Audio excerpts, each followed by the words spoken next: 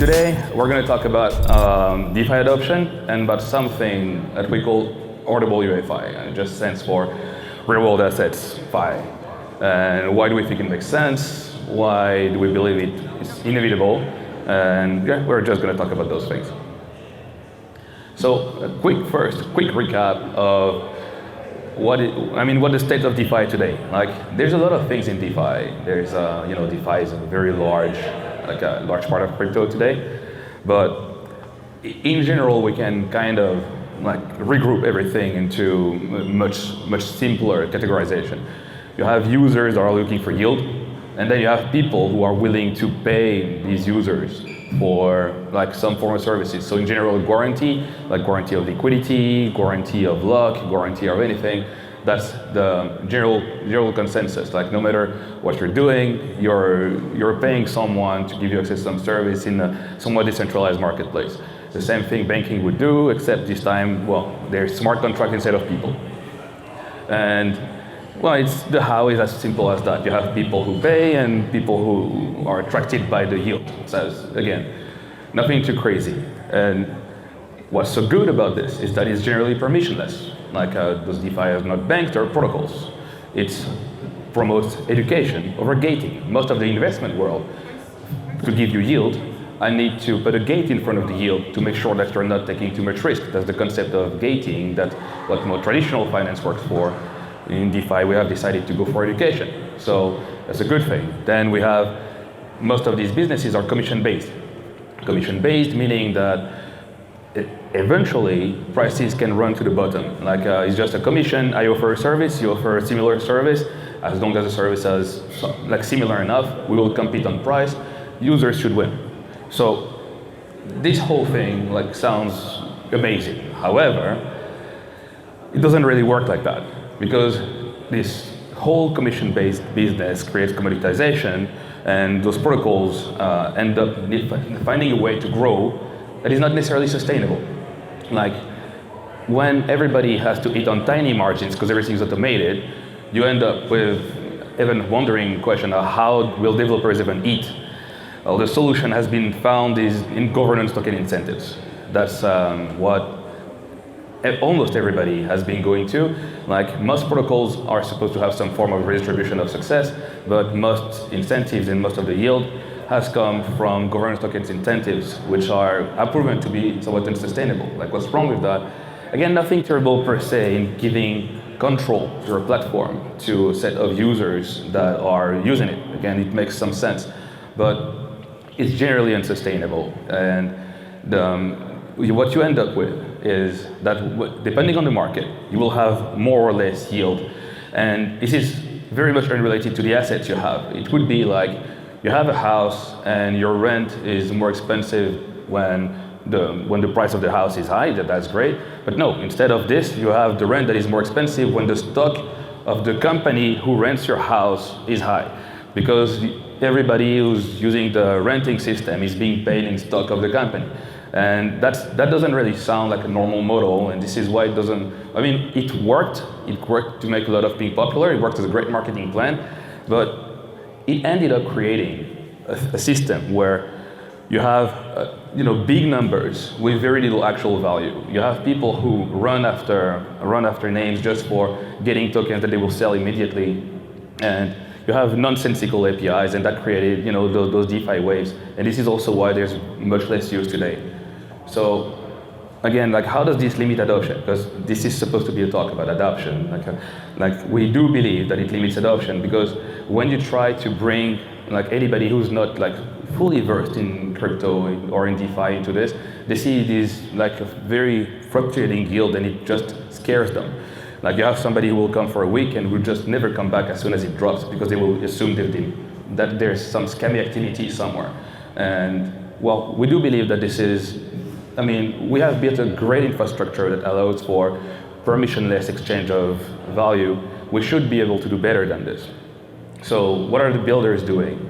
Well, some people are building, again, more performance-based yield, where you have platforms where simply, the more activity, the more people get paid. That should be like trading fees on dexes and stuff like that.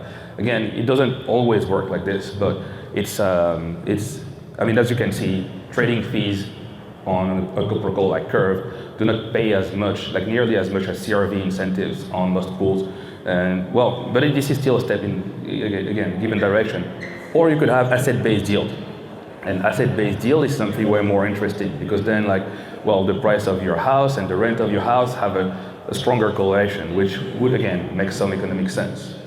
So, I mean, based on this, we came up with this, like what we call RWAFi. It's a concept of bringing sustainability to DeFi. What it would mean is just that you bring off-chain value producing assets on-chain. So think about it like the biggest example like that everybody would think about right now, because this is responsible for the biggest change in the economics, global economy that we have seen in a long time, would be treasury bills.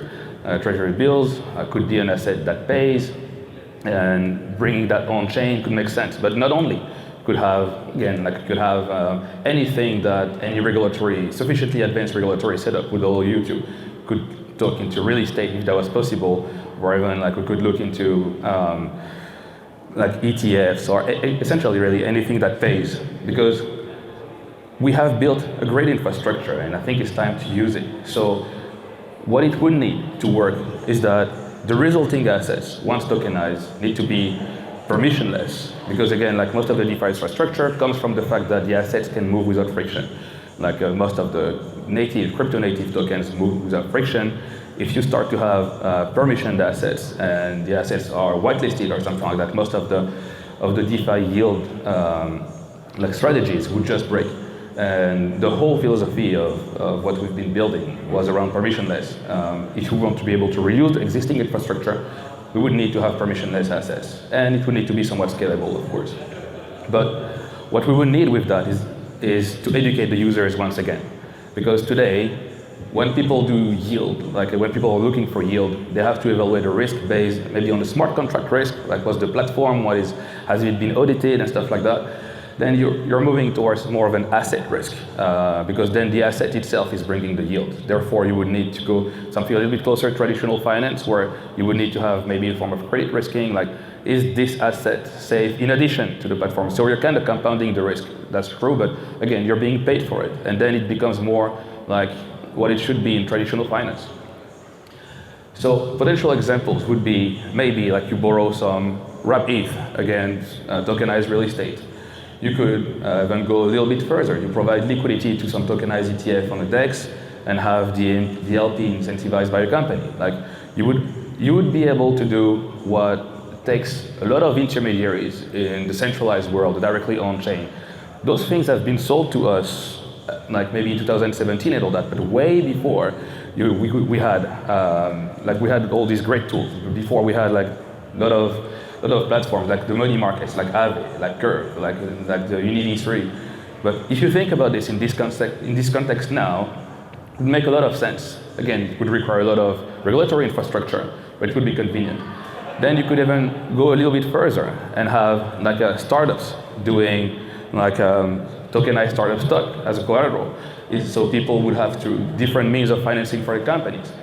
We would go towards TradFi people activities, like leveraging stock option, like stock selling, like short selling stock.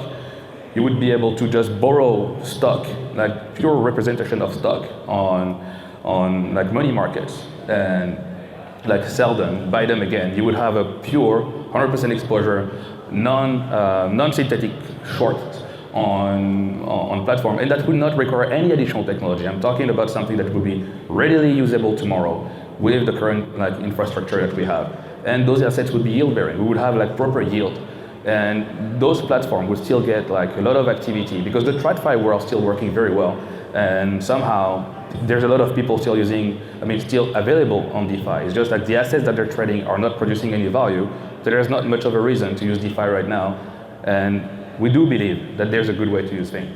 I would dare to say that without RWA, I think DeFi is just like a teaser of what it could be.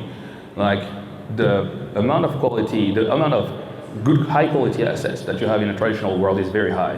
and bringing a lot of those onto a world of tools that we know are faster to use, are simpler, are more affordable, would be pretty good. So yeah, like we do believe that RWAFi is naturally coming. It's already here, and this is something that I believe the industry is going to move towards.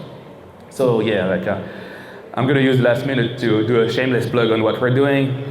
We're building this thing called Kuma. It's a regulated and permissionless RWA platform. We do buy stuff and sell it in a tokenized form, in the form of interest-bearing stablecoins, because we do believe this is like one of the primitives that will be necessary for this economy to grow. So all right, thank you. And I wanted to keep it short because it's the first talk in the morning, but thank you very much.